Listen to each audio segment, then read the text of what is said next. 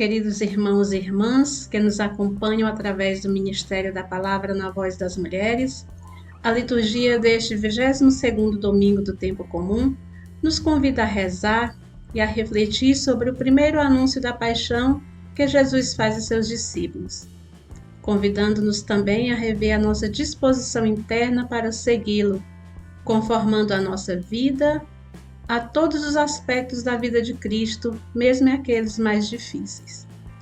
Acompanhamos atentamente a cena evangélica de Mateus 16, 21 a 27, e nos deixemos envolver pelas palavras de Jesus e pela reação de seus discípulos explicitada nas palavras de Pedro. Na narrativa anterior, a que hoje meditamos, que é Mateus 16, 13 a 20, Pedro, inspirado por Deus, reconhece a identidade profunda de Jesus. Tu és o Cristo, o Filho de Deus vivo. Quando questionado pelo Mestre, e vós, quem dizeis que eu sou?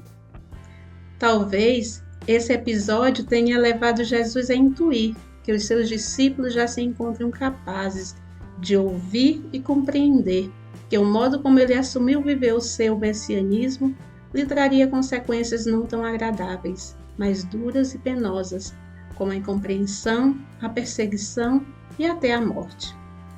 A narrativa começa e termina com Jesus de posse da palavra, como um verdadeiro mestre, ele se dirige aos discípulos e anuncia ser necessário que fosse a Jerusalém e sofresse muito por parte dos anciãos, dos chefes dos sacerdotes e dos escribas, e que fosse morto e ressurgisse ao terceiro dia.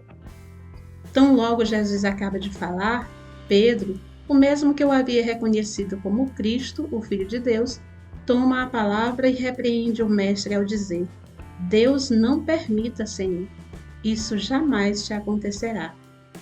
Com isso, percebemos que Pedro até reconheceu a identidade profunda de Jesus, compreendendo a sua filiação divina, mas não foi capaz de compreender que o modo como Jesus vive e se relaciona com Deus, o seu Pai, não está baseado no privilégio. A reação de Pedro, de certo modo, remontou às tentações no deserto, outro momento decisivo na vida de Jesus, quando o diabo instiga Jesus a se aproveitar de Deus para protegê-lo, defendendo de todo perigo e tropeço. Se és filho de Deus, atira-te para baixo, porque está escrito: Ele dará ordem a seus anjos a teu respeito, e eles te tomarão pelas mãos, para que não tropeces em nenhuma pedra. Jesus não caiu na armadilha do diabo naquele momento, tampouco cairá no engano e na incompreensão de Pedro, porque ele não se deixa enganar pelas falsas aparências. Jesus, de forma enérgica, dirige-se a Pedro, repreendendo duramente. Jesus faz o discípulo perceber que os seus pensamentos não condizem com o modo concreto de viver a fé e o seguimento segundo o projeto de vida e a missão que o Pai lhe confiara. Neste momento, aquele que parecia ter avançado no processo de crescimento, amadurecimento e configuração com a pessoa de Jesus e com seu modo de ser e de proceder no mundo, age como quem divide e tenta dissuadir Jesus de seu caminho. Por isso o Mestre exclama: Afasta-te de mim, Satanás, tu me serves de pedra de tropeço, porque não pensas as coisas de Deus, mas dos homens. Assim, Pedro precisará retomar o caminho como aprendiz do Mestre. Em seguida, Jesus conscientiza os discípulos de antes e a cada um de nós hoje que eles também não estarão livres de se depararem com as duras consequências ao seguimento. Isso nos leva a pensar na seriedade da identificação e seguimento de Jesus, embora saibamos que cada pessoa é livre para escolher acompanhá-lo adiante, tendo sempre presente as suas palavras: Se alguém quer vir após mim, negue-se a si mesmo, tome a sua cruz e siga-me. Jesus explicita o valor da vida, que no seguimento a ele, planifica-se abundantemente. Assim, diante do texto bíblico e das palavras que ele nos transmite, como inquietação, como chamado à vivência do segmento em coerência, verdade e consciência de tudo que isso pode nos acarretar, ousamos pedir a Deus a graça de dia a dia escolher permanecer no caminho com seu Filho e com os nossos irmãos e irmãs de caminhada. E os demais textos bíblicos de hoje? O que eles nos transmitem sobre o processo de configuração com a pessoa de Jesus Cristo a partir do segmento próximo e profundo? A partir desta narrativa evangélica, podemos tomar a primeira leitura do livro do profeta Jeremias, 27-9, e perceber a sintonia entre os textos. Se no Evangelho Jesus abre os nossos olhos, mente e coração para a compreensão e o reconhecimento de que a realização da missão nem sempre será fácil, com possibilidade de dureza, incompreensão e perseguição, na primeira leitura, esta realidade será explicitada com muita clareza por meio do profeta Jeremias. Após profetizar no templo, Jeremias sofre violência física pelas mãos do sacerdote Fassur, filho de Emer, que era chefe da guarda no templo de Javé. Jeremias 21.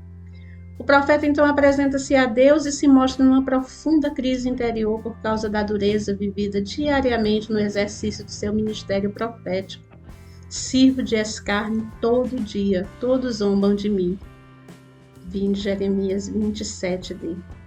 A missão de Jeremias para arrancar e para destruir, para exterminar e para demolir, para construir, para plantar, em Jeremias 1:10, vai se mostrar do início ao final da sua vida muito desafiante, difícil e dolorosa. Ser porta-voz de Deus, chamando os reis, sacerdotes e profetas e todo o povo de Israel à conversão, lhe trará muitos desafios. E isto é matéria de reflexão. Como permanecer falando quando não querem ouvir? Como falar em nome do Senhor se isso lhe causa sofrimento e perseguição e dor? Contudo, mesmo em crise interna e a sensação de que não valia a pena continuar, Jeremias carregava dentro de si uma força que o impulsionava a não desistir, e sim continuar insistindo e falando em nome de Deus, para que todo o povo de Israel se convertesse e assim continuasse gozando da benevolência divina. Jeremias não fugiu à missão a ele confiada, com receio das consequências, mas ao contrário, optou dia a dia por se manter firme e fiel.